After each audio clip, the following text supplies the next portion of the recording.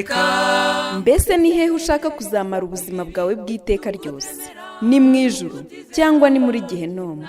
Tega amatwi ijambo ry'Imana ugezweho n'umukozi w'Imana Pasiteri Ntakende Sadoki kuva ku wa mbere kugeza ku wa gatandatu kuva saa 11:45 za mu gitondo. Ruvari ni wowe Yesu yashenjaguriwe. Mu gitabo cy'imigani harimo amasomo atandukanye. Ayo masomo rero atandukanye niyo tugiye kugenda turebaho kugira ngo turusheho kugenda dusobanukirwa neza n'ubutunzi bw'ubwenge buri muri iki gitabo. Iki gitabo ni igitabo cyiza nk'uko nabibabwiye, ni igitabo cyuzuye ubwenge. Rero uyu munsi wa none ndagira ngo twigane ijambo riri mu migani n'ubundi rivuga ku izina ryiza. Izina ryiza. Imigani igice cyaho cya 10 n'umurongo waho wa 7. Imigani igice cyaho cya 10 n'umurongo waho wa 7. Mbibutsa ko mukwiriye kuba muri gusoma igitabo cy'imigani. Buri munsi urasabwa gusoma igice kimwe cyo muri iki gitabo cy'imigani. Rero nizere ko ejo hashize mwasomye igice cya mbere. Igice cya mbere niba mwaragisomye rwose Imana ibaha umugisha kandi Imana ibagirire neza. Uyu munsi usome igice cya kabiri. Usome igice cya kabiri, nushaka usome n'igice cya gatatu. Ubisome inshuro nyinshi zishoboka kugira ngo urusheho gutekereza ndetse no kugotomera iby'ubwenge biri muri ibyo bice. Imigani igice cya 10 umurongo waho wa 7. Turi kuvuga ku izina ryiza. Bibiliya irambwira ngo kwibuka umukiranutsi kuzana umugisha. Kwibuka umukiranutsi kuzana umugisha, ariko izina ry'umunyabyaha ryo rizabora. Kwibuka umukiranutsi kuzana umugisha, ariko izina ry'umunyabyaha ryo rizabora. Izina ryiza bisobanuye iki? Urimo uratekereza ko izina ryiza bisobanuye iki? Hari abantu benshi bafite utuzina rwose dufinyoye, cyangwa se utuzina wumva turyoshye kudukaraga ku rurimi. Utuzina wumva rwose n'icyo tuvuze ukumva ni utuzina twiza gutyo gusa. Karabo, Minyoni, Ange, utuzina abantu rwose bumva akavuga ati ese uwo ni umuntu, ni umumarayika. Akumva akazina karamuryoheye, haba kukumva haba no kukavuga. Ariko se mu by'ukuri izina ryiza bisobanuye iki? Izina ryiza ntabwo riba ryiza bitewe n'inyuguti zirigize ngo icyaba ari cyo kirigira ryiza gusa. Ntabwo izina ryiza ari uko riba rivugitse mu rurimi runaka. Ndavuga ngo zikara akazina mu rurimi rw'igiswahili, rw'igifaransa, rw'icyongereza, rw'ikilatini n'izindi nyinshi. Ngo kavugitse neza rwose. Oya, ntabwo ibyo ari byo bigira izina ryiza. Ntabwo ari uburebure bwaryo cyangwa ubugufi bwaryo. Izina ryiza riba ryiza bitewe n'umuntu w'imbere. Sadoki ni izina nakunze kumva henshi cyane. Hari abantu baryitwa ariko ntabwo ari benshi. Iyo nkurikije abantu maze guhura nabo cyangwa se abamaze kuma ubuhamya bati Sadoki ntabwo iryo zina dukunze kuryumva. Numva ko atari izina riri henshi. Ariko se kuba ritari henshi nicyo kirigira ryiza? Reka da. Uretse ko nabazi nicyo risobanuye ari bakeya. Ariko Sadoki bisobanuye uwejejwe. Ariko se wagize ngo umuntu uramutse ubyutse mu gitondo ukamwita uwejejwe ubwo ahita aba uwejejwe? Oya, ntabwo ariko bimeze. Ahubwo izina ryiza nk'uko nari mbivuze riba ryiza bitewe na wa muntu w'imbere. Wa muntu w'imbere iyo ari mwiza kandi yaba mwiza gute? Yaba mwiza binyuze mu kuba yarogejwe n'amaraso ya Yesu Kristo kubwo kwizera. Niba yariyumvise ubutumwa bwiza hanyuma akizera uwo nguwo Imana yatumye, uwo muntu nk'uko biri bitubwiye yitwa umukiranutsi. Aburahamu yabaye umukiranutsi kubwo kwizera. Aburahamu yabaye umukiranutsi kubwo kwizera. Abera bose batubanjirije ndetse uyu munsi bari mu ijuru bagezeyo kubwo kwizera. Hari igice nkunda cyane kiri mu Baheburayo igice cya 11 uhereye ku murongo wa mbere, havuga ku kwizera, harangiza hakaduha urutonde rw'intwari zose z'abizera n'ukuntu kwizera kwababereye ingabo ikomeye cyane, kukabanyuza muri byinshi bitanyurwamo n'umuntu wambaye umubiri n'inyama n'amaraso gusa, ahubwo uko kwizera gufite ukuntu kwabakonekitaga n'imbaraga z'Imana, hanyuma bakanyura aho batagombaga kunyura. Bibiliya iratubwira ngo bamwe babakerezaga inkerezo, abandi batawe mu nzobo z'intare, abandi bagiye baca mu bintu bikomeye cyane, abagore bakakwa abana babo bakanagirwa intare, ariko kwizera kwabo kugasigara guhagaze. Intumwa benshi cyane muri zo barangije ubuzima bwabo ku isi bapfuye urupfu rukomeye cyane, ariko ntibigera bava mu kwizera, kuko kwizera kwabo ntabwo kwari ukubusa, ntabwo kwari ukunyeganyezwa n'ikintu icyo ari cyo cyose.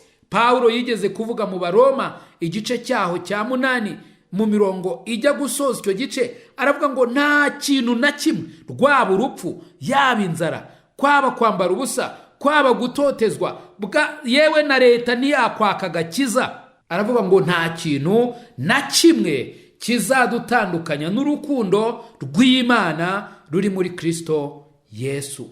Izina ryiza. Umuntu agira izina ryiza bitewe n'uwo ari we indani mu mutima. Wa muntu w'imbere, wa wundi utagaragara, iyo ari mwiza atera ibikorwa by'uyu mubiri kuba byiza, atera intekerezo kuba nziza, atera imico y'umuntu kuba myiza, bityo umuntu agatangira kugira izina ryiza. Bibiliya yatubwiye ngo iki? Hano mu Migani igice cya 10 umurongo waho wa 7, Bibiliya yatubwiye ngo kwibuka umukiranutsi kuzana umugisha. Kwibuka umukiranutsi kuzana umugisha, ariko izina ry'umunyabyaha ryo rizabura. Mu yandi magambo, umukiranutsi. Reka ba bantu uyu munsi wa none bagenda bavuga ngo ariko ubwo nimuzi ko ndi umukristo ngo genda umukristo. Hari n'abavuga ngo jewe agakiza nshobora kukarambika hasi tukabanza tukabonana, cyangwa akagukanga ngo yewe ngugize amahirwe sha, mba ngusekuye nuko Kristo yangiriye neza. Donc hari abantu bashakisha uburyo bwose bamenyekanisha ko ari abakristo, nyamara ntabwo ariko byari bikwiye kumera, ahubwo wari ukwiye kubaho ubuzima bwa gikristo utiriwe ubivuga, abantu bakamenya neza ko uri umukristo. Hano biranyibutsa abandi bantu rwose ashobora kubyuka mu gitondo agafata amafaranga atagira ingano akagura ibintu byiza pe, yarangiza agatumira n'abandi, akababwira ati rero mwa bantu mwe ninjya mbabwira ngo ndi umuntu mwiza mujye mwemera, kuko dore nk'uyu munsi ubu ngubu hari abantu ngiye gufasha, hari abantu ngiye gufasha, dore runaka ndamugirira gutya, muze murebe, mujye munabwira abantu ko ndi umuntu mwiza. Mu yandi magambo, ugasanga ntabwo abantu ari bo biboneye ko ari umuntu mwiza, ahubwo arimwe arashakisha ukuntu yabibashyiramo ngo bamuvuge ko ari umuntu mwiza bitewe n'ibyo arimwe akora, nyamara ntabwo ariko byari bikwiye kumera. Wari ukwiriye kuba umukristo wa wundi wo mu mutima. Hari indirimbo nkunda cyane yanditswe n'umukristo nyamukristo, yaravuze ngo ndi umukristo wo mu mutima, yewe nawe igihugu cyose cyanseka, yewe ndi umukristo kandi nzahura ndiwe mu bintu byose ngeze ku gupfa. Wari ukwiye kuba umukristo. mbese mu yandi magambo, niba warakijijwe wari ukwiriye gukizwa koko kandi ukera imbuto zikwiriye abihannye. icyo gihe uzagira izina ryiza, si ku bantu gusa, ahubwo n'imbere y'Imana. Sawuli yari umuntu w'idini, yari umuntu ugira ishyaka, ariko akagira ishyaka ribi ripfuye, ndetse ibyo yakoraga byari bibi nubwo we yibeshyaga ko ari byiza. Kubera iki? Umutima we wari wanduye. Ariko amaze gukizwa, Imana yamuhaye izina ryiza.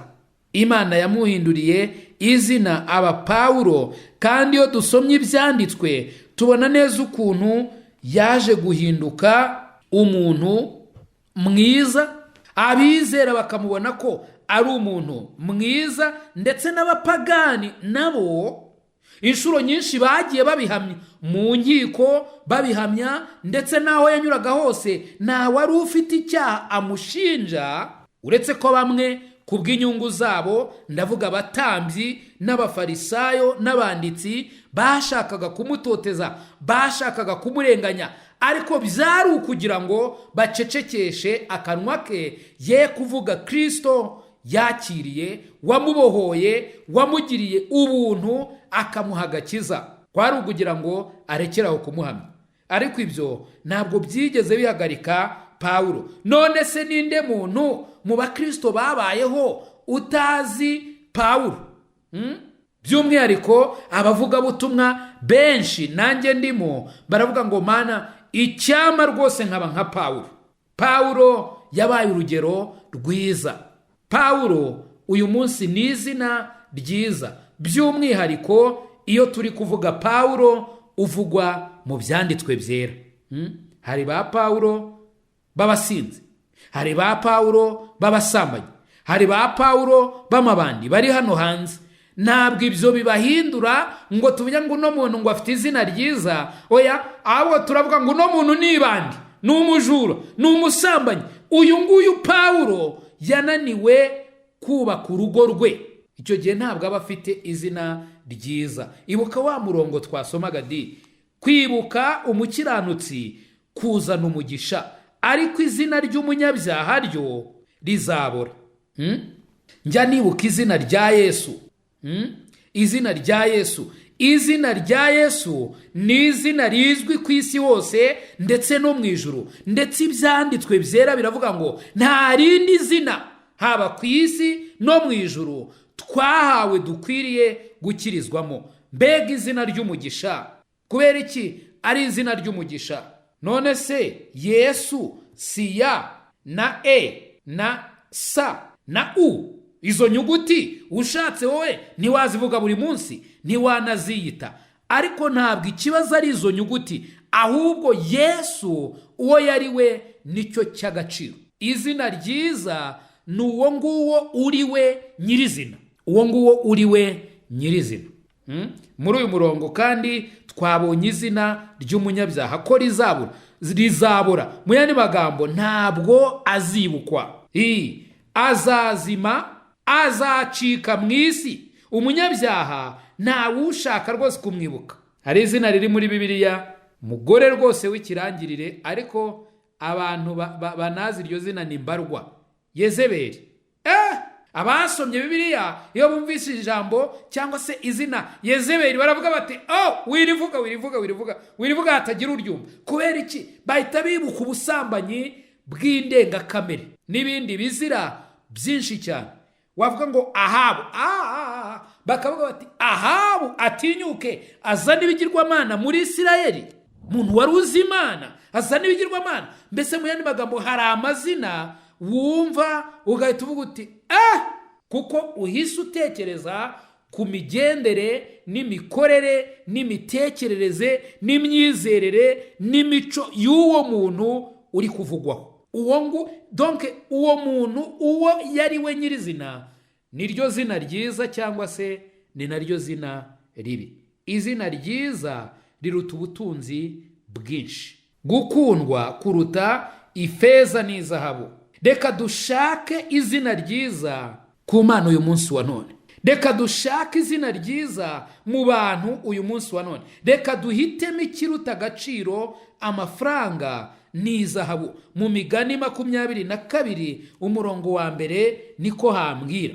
Imigani 22 umurongo waho wa mbere. Bibiliya iravuga ngo iki? Bibiliya irambwira ngo kuvugwa neza biruta ubutunzi bwinshi no gukundwa kuruta ifeza nyinshi. Inshuti yanjye, turi kumwe muri iyi universite y'ubwenge.